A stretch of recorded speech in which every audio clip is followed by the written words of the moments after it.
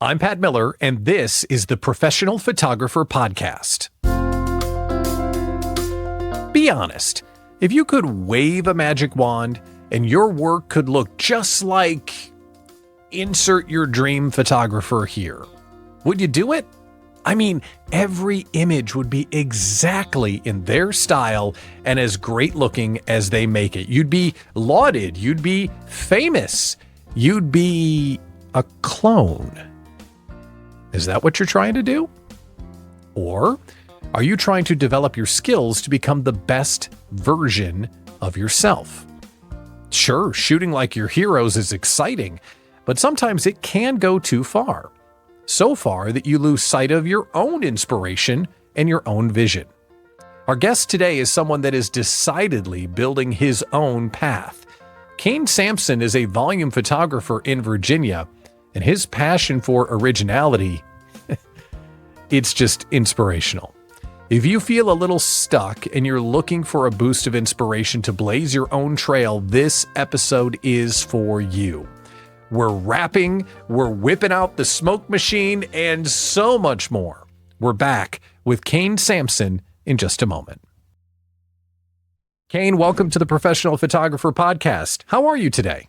I'm good. Thanks, Pat. I'm glad you're here, and I'm excited to learn from you because I love your message. Today's episode is Originality is Everything. It's your twist on bringing your whole self and perspective to the business. We're going to share how you're the rapping photographer and how your outlook was formed by the experiences you've had in your past. But the insight into how you got where you are right now is something I think we can all learn from. When you and I first had the chance to meet, you shared that you believe in two things: a consistent system and being yourself. Mm-hmm. How do you do those two things as a foundation for a strong studio? One, I think you just have to, when it comes to systems, you have to find that system first. A lot of people operate a business without having a system. And I think that's why a lot of businesses fail and, struggle to scale. And, just being yourself, you just got to bring you to the industry, to your client. And I think a lot of people don't do that, because they're scared of, or they just take it to the point of photography mixed with whatever they did before. Photography can't intermingle, which is, I think, the wrong way to look at it.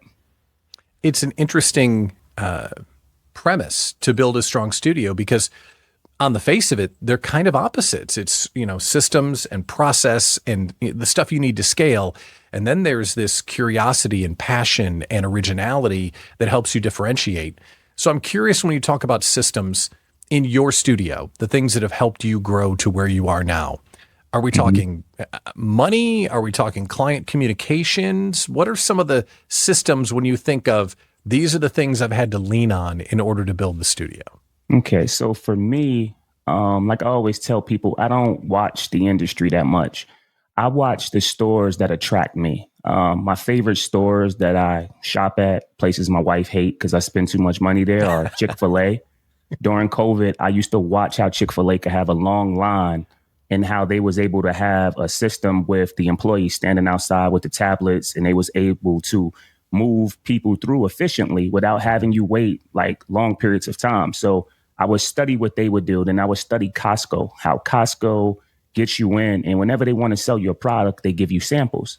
Those samples then hook you in. Then once you get a sample, they're like, oh, this right here is in this freezer section, or this right here is right behind where they selling the samples.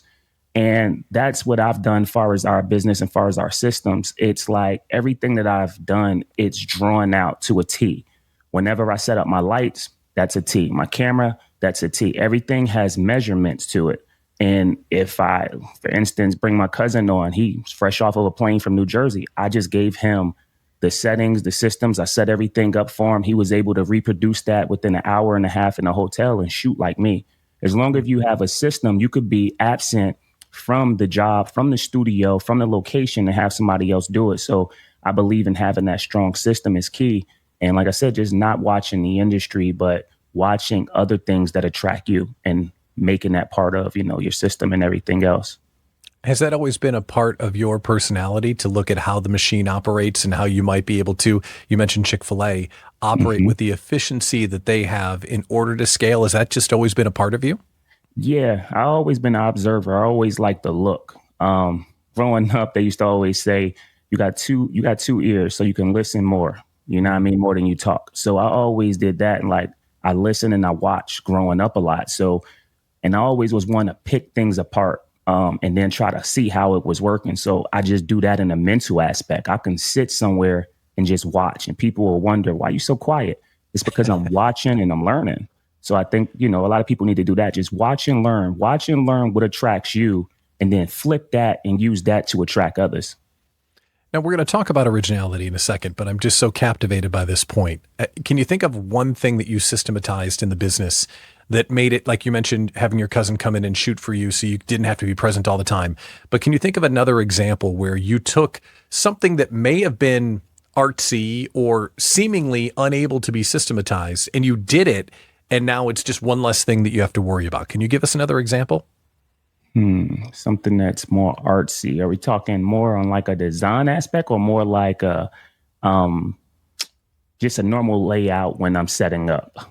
It could be that. It could be the way that you sell. It could be the way that you bill. It could be the way that you move people through the interest funnel to close a deal with them. Some of these things that traditionally people may think, well, that's a human task that can't be put into a system or a process. But by studying others or from your own experience, you thought, wait a minute, I can put this into a step-by-step process. And that's just one less thing that we have to worry about. I mean, when it comes to that right there, I think far as us, because it's the wife, she gets part of it too. She gets part of it far as being the machine. I call her the machine. I'm just a hustler. And I think about different things. I know far as us, when we look about how we finish with our customers, how we deliver stuff, like we have a little system that the wife runs where it has everything in it, from our emails to our follow-up emails when we finish with leagues. We have it's like a R&R type thing. It's like, a referral type thing. Like, I need you to refer me and you get rewards. So we call it the Mhm. referral rewards thing. So after we done with everybody, we send out a group of things. We want to know how we did. We want to know if we did well. Can you refer us to another person? We reward you for the referral.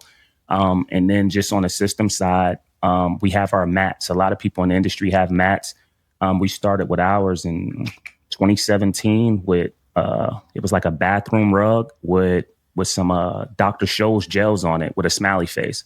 And now we have that set out to a point where I just set up a backdrop with Scott and I just roll that out and everything's detailed on that. But everything to us is just a system of these emails, Facebook things, they all go out. And then setting up, we have our measurements and everything just measured out. So Yeah. that's one thing. I don't know if I answered it all the way, but I hope I did. Absolutely. That's a great example. And the reason why I'm drilling down on this is because it seems like the less you have to worry about, the more free brain space you have to go be original and take risks. Would you agree with that? No, I definitely agree. I think when you start trying to do too many things, that becomes a distraction. You have to Mhm. hone down on what you're good at. Like, I always tell people this when I teach. We are the Five Guys of photography. You can't come here and get a chicken sandwich, a fish sandwich, or anything. We do burgers and we do them well. But on the photography aspect, we do photos, composites, and we do them well with, efficiency. And that's because of the system. And being able to do that well allows me to focus and be more creative on the other things, the marketing things, or the things that, we're going to talk about far as being original. Hmm. I think we might have to pause this interview because you've mentioned Chick-fil-A and Five Guys now. Now I'm starting to get hungry. Yeah. All right, let's shift a little bit. Let's get into the creativity and the originality, because when we see the stuff that's on your site, and when I first had Hmm. the chance to meet you, I'm like, wow, this guy, he's doing some really cool stuff. But photographers become good photographers by learning technique from others. But does that Hmm. lead us to emulate others and try and copy technique as opposed to finding our own style? Definitely, definitely. I think it definitely leads us to emulating others rather than defining our own style. And I think, it's only one of you, and we got to get to a point where we bring us to the photo shoot. Is nothing the matter with learning from others, but when you emulate everything they do, you're just a carbon copy. You just another one of them, rather than taking those skills, honing those skills, molding them and making them your own. I always tell people my biggest role models that I looked into when I came into the industry was Howie McCormick and Josh Hanna. And I learned a lot from those guys. But it took me to say, I can't be Josh and I can't be Howie. Who can I be? I can be Cane. And those was the things that made me different. I bring my edginess, my creativity, my goofiness, and my personality to a shoot in everything I do. It's about sharing laughs or, other talents that I have that help propel us rather than just trying to be like someone else. And we learn the technique so we can take great images. But when we start to fold in our personality, when you first started to do that, did that require some confidence or a little bit of a boost, or at least seeing your clients to react to you being yourself for you to build the confidence to continue to lean into it? Oh, definitely. If I rewind back a little from like that previous question with my mentors, like I said, I had to look at it and say, I'm not doing the sales that they're doing. We in two different locations. This ain't working for me, or this ain't working for us. And I had to tell my wife, I have to be me. And, when she first heard that, she was like, huh? Like, let's just stick to the program. And I'm like, no, I have to be me. Like all these talents that I have, or these things that I used to do in my past, I need to mix all of this together and just be me. And that's what started, I don't know if I'm jumping too quick, but that's what started me rapping and making like the partying videos and stuff like that. Like when the people would see those videos, they was able to see my personality. When I was going to these leagues, like, this is our goofy photographer right here with the Old Town Road remix. And every year I would make a new song, or I would incorporate kids from a league. And that just went a long way for us. But I wouldn't have did that if I was just trying to be someone else. It said, no, I have to be Cane, the guy that used to rap. I have to be Cane, the guy that's always goofy in a car with his wife and kids. Like, I have to be that, because once the leagues was able to see that, all of our clients, it was just nonstop, because we're not the guy that just say, click, you're done. No, that's not us. We're the guy like, you come up here and I see something wrong with a kid, I'm trying to get that kid to smile, trying to get that kid to laugh. I'm doing whatever it takes in my goofy self, my personality, to bring out the best in those kids. Now, if you're watching this right now and you have not seen Cane's rapping videos, just look at my eyes and promise me you're going to go to his website and see these raps. They are really high production value and really, really fun. We're going back to the day before you did the first rap video and you thought, hey, maybe I'm going to try this. How did you go from I'm taking high volume sports photography and trying to do it my own way to, I know, I'll do a rap parody? How did you make that decision? I made that decision. That was pretty much easy. Again, I observed.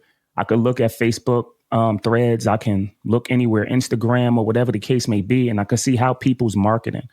And whether it's a Facebook ad or whether it was like an Animoto video just to show something, I wanted to do something that was more. I wanted to do something that grabbed people attention. You only get people attention for a couple minutes, probably like minute and a half, 2 minutes the most. And I'm like, what can I do to grasp the attention of potential clients I want? And at that time, that Country Road song was the biggest song out. And I said, I know what? If I remix this and turn this into a photographer song, this is going to get them. And I did that. And I lucked up with the video because I was playing an adult softball league the day after we did the video. I split my lip in half. The whole lip was just split. So that was just perfect timing. And it worked. It's to the point nowadays, like my kids come home from school, his classmates think that's my song. They have screenshots from the video saved on their cell phones. They asked my kids, when will your dad do another song? And when we was going out to league shoots, the kids would actually be playing the songs from the sidelines, when they play baseball, softball, all that football, the coach would actually put the song on and the kids knew that word for word. And that just came from my personality and doing what I know best, So that just shows you have to be you. If I would have never done that, I don't know what the trajectory of our business would have been at this point. But that right there was a turning moment for us. It showed me, Cane, just continue to be you. Yeah, I love it. And the videos really are spectacular. You shared that the kids gravitated to it right away. The coaches saw the kids having a good time, so they got into it. How did the parents react, and what did that do for the volume business when you broke out and you were yourself and you started rapping and really bring all of Cane to the photo shoot? The parents reacted just like the kids in a way. So, it was fun. It was something different because the parents never seen a photographer in my area do anything like that.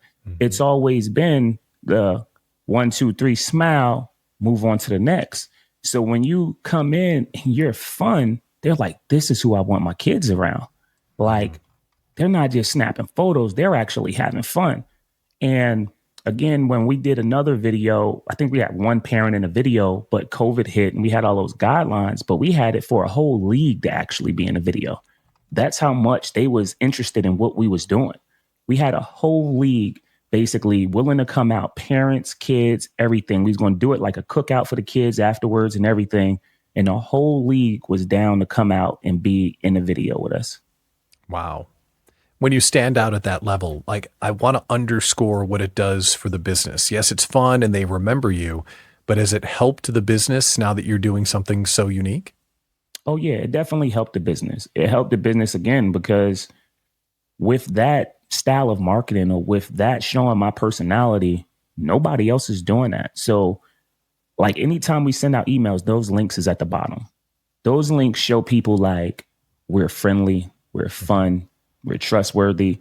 So it has definitely helped the business. We're the rapping photographers. Like, I really can't go nowhere without somebody noticing me. Like, I don't even order uniforms no more. We used to have uniforms for every sport.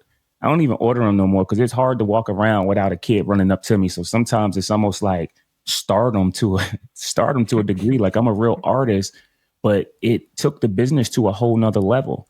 Again, just because it's like that new product or that new person, and we reinvent that wheel every year. We make a song now. Every year we make a song and we put it out. I actually have a new one that supposed to did last week, but I was shooting. So when I'm busy, it's kind of hard, but we've seen like how it helps the business grow. So every year from that point on, we always do a new song. In the small business community that I run, and when I'm talking with entrepreneurs, I always say that if it feels like it's hard, if it feels like it's work, you're probably not in your zone of genius. This has to be a complete blast for you because you're doing the work, but you're also expressing yourself. It's got to be fun. It's fun. To my wife and kids, it's annoying. But it's fun to me. It just comes natural. Like, half of these songs I make, I don't even sit down and think about them.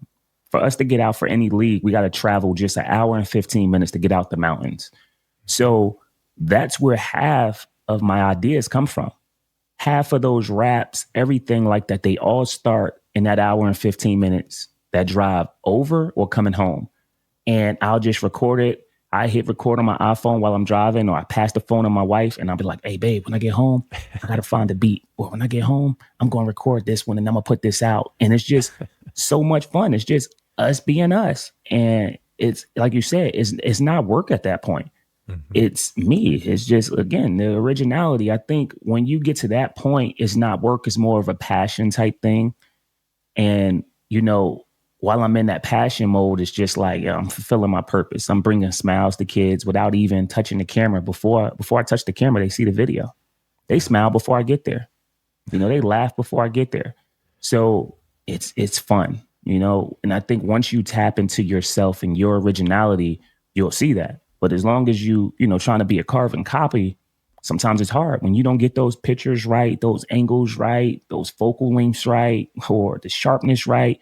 You beating yourself up. But if you go out there and just be you and bring you every time, it won't feel like a job.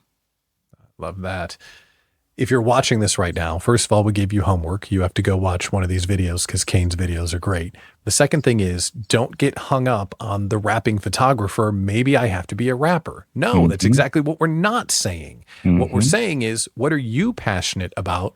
Bring that to your clients and bring that to your business because you may be able to unlock a new original way to stand out. And I love the way that you go about finding inspiration. I've heard you say that you like to remix the inputs that you get. So when you're looking for inspiration, where do you look and how do you process it through your own filter? So when I look for inspiration, again, I always say be an observer. So the way that I do it is I look for what people ain't doing. Like if people not doing a certain thing, I'm like, oh, this is a perfect time, perfect opportunity to do this. Like if everyone's doing smoke, it's like, cool, I'll let everybody else do that. All of the attention is there right now. So now I'm gonna flip it in a different way because they're not expecting me to come with this type of thing. Like, well, we take the shutter button, we hit it one time and we get 4 different looks. So I want to change the game. I don't want to follow what the crowd is doing. My mom always told me, don't be a follower, be a leader. So I try to watch and say, okay, they're doing this. Everybody eyes there. My eyes is what's missing. What can I do to still systemize it, make it fun, make it cool, and flip that. So that's what I do. And I go by saying what my brother always told me. He said, the good create, the great taketh. So sometimes you have to look at something from the past. There's nothing new under the sun. You look at something from the past and then you remix it. Like what I'm doing now, what we call what's our media set, which I'll be presenting at Imaging. It was something from a past, but I thought I invented it. Did more studying, come find out someone else did it. But I said I got to take my twist and remix that thing.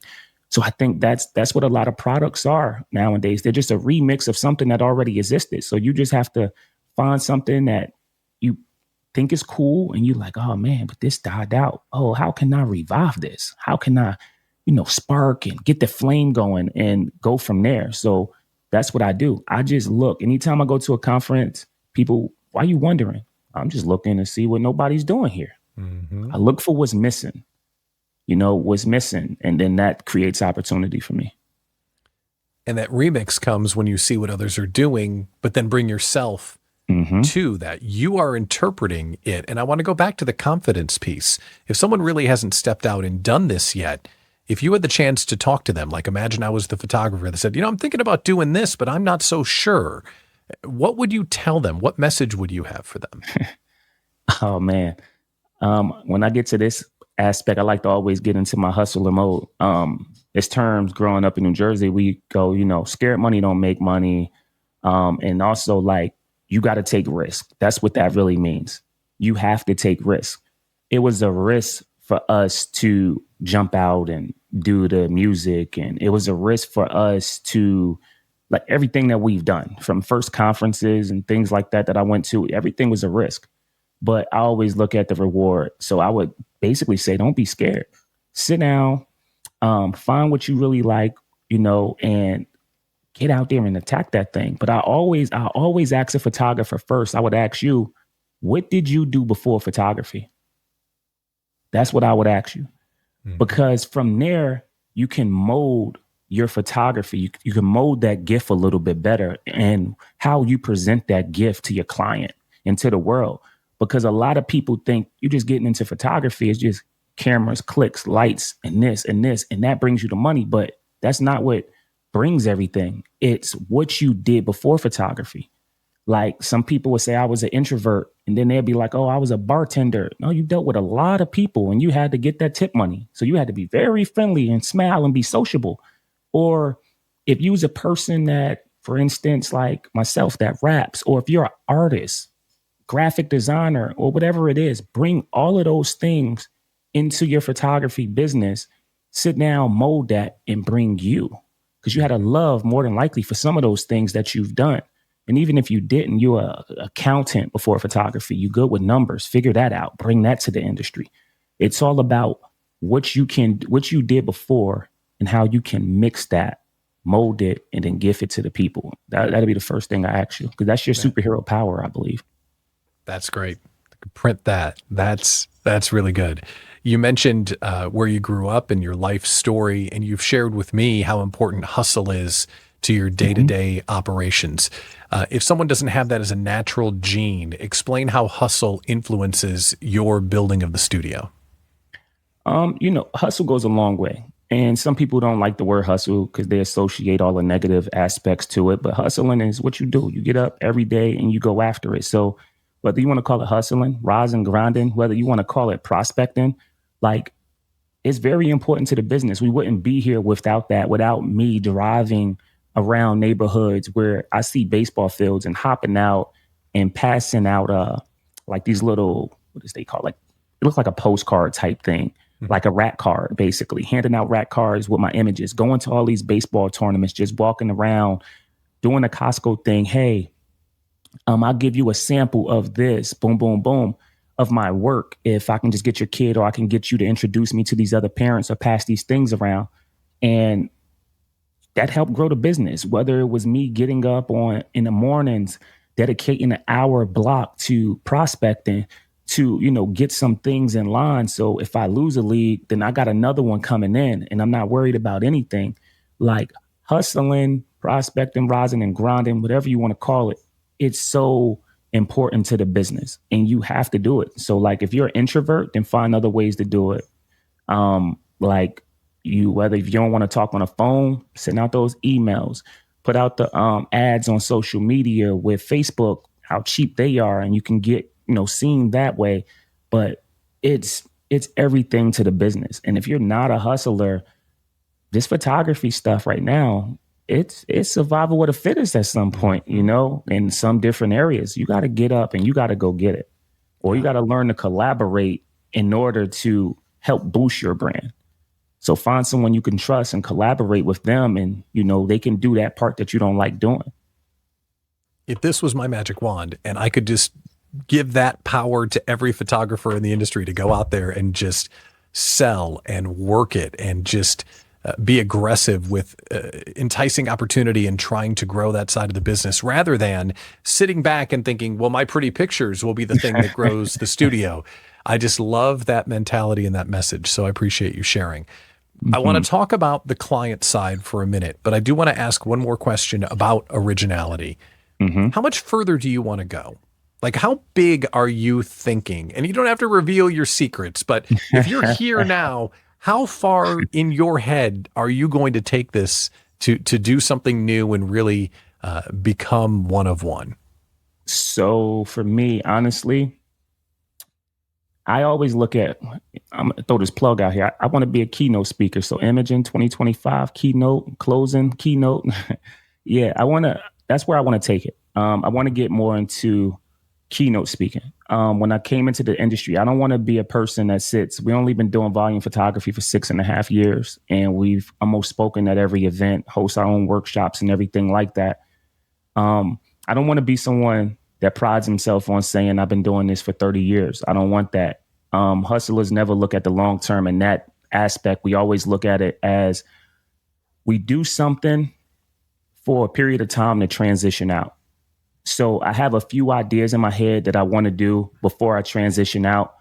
And some of those ideas, they definitely going to be shared at Imaging 2025 in Texas. So those are going to be shared. I just want to show people how we can elevate the industry, how we can elevate our skills and enhance those things. So I'm going to share a lot of that on that stage that day. It's not going to be presentations and all of that slides and stuff. No, I'm coming to show up and show out that day. But I really, honestly, I feel like I want 2 more years in the game as far as on a teaching aspect and actually doing it. And then I want to transition out and want to get more into keynote speaking or coaching photographers or something like that. So that's what I really want to do. Can't wait. Can't wait for your talk at Imaging too. That's going to be great. All right, let's transition a little bit because it's easy to have a conversation like this and just worry about us and what we're doing. And originality is everything. So I'm glad we spent so much time on it. But let's think about the client and the impact. You're working with these kids. You're making it look like they're on ESPN Sports Center, the cover of a magazine. You're making them look like Bryce Harper or LeBron James. How do they react when you go with the smoke and the lights and the video? What does that do to them? Oh man, that make them feel like an all-star. That's one of our sayings.